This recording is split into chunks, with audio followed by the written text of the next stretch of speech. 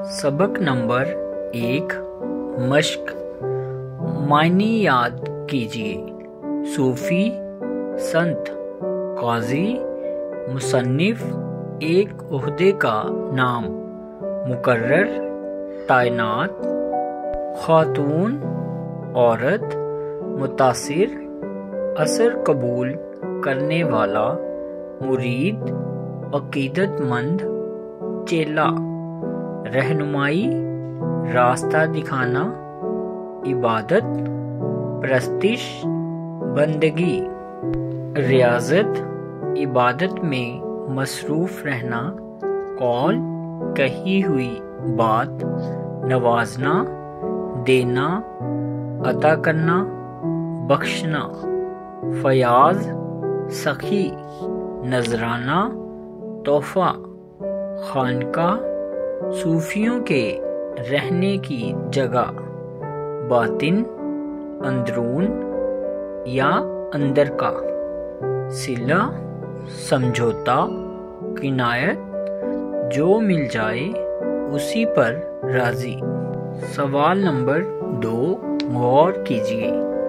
सबक में बाबा फरीद गंज शकर रहमतुल्लाह, ख्वाजा बख्तियार काकी रहमतुल्लाह और ख्वाजा मोइनुद्दीन चिश्ती जैसे बुजुर्गाने दीन के नामों के साथ रहमतुल्लाह की छोटी सी इलामत का इस्तेमाल किया गया है, जो रहमतुल्लाह अलैह का मुखफ़िफ़ है।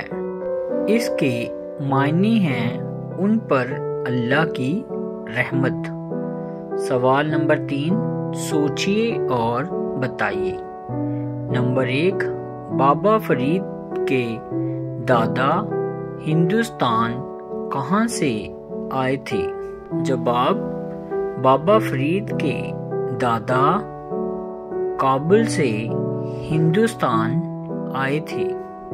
नंबर 2 बाबा फरीद की वालिदा में क्या खूबियाँ थीं? बाबा फरीद की वालिदा एक सूफी खातून थी और वो खुदा परस्त थी। नंबर 3 बाबा फरीद ने कहाँ कहाँ तालीम हासिल की?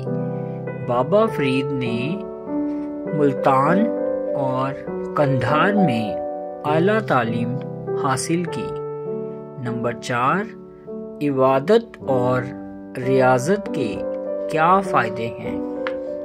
जवाब, इबादत और रियाजत से इंसान उस मुकाम पर पहुंच जाता है जहां इंसान का दिमाग मुनव्वर हो जाता है और उसको दिली सुकून नसीब होता है। बाबा फरीद के पीरो मुर्शिद कौन थे? बाबा फरीद के पीरो मुर्शिद हजरत कुतुबुद्दीन बख्तियार काकी थे। नंबर 4 नीचे दिए हुए अल्फाज से जुमले बनाएं। इबादत, शोहरत, हिदायत, किनायत, तरबियत। नंबर 5 इस सबक में एक जगह ज़रूरतमंद का लफ्ज़ इस्तेमाल किया गया है। इस मिसाल की रोशनी में आप भी मन लगाकर 5 मुरक्कब अल्फाज बनाएं। सेहत, अक़ल, दानिश, फ़ायदा, होश। जवाब, सेहत मंद, अक़ल मंद, दानिश मंद, फ़ायदा मंद, होश मंद। नंबर 6 अमली काम। बाबा फरीद की 5 तालीमात बयान कीजिए।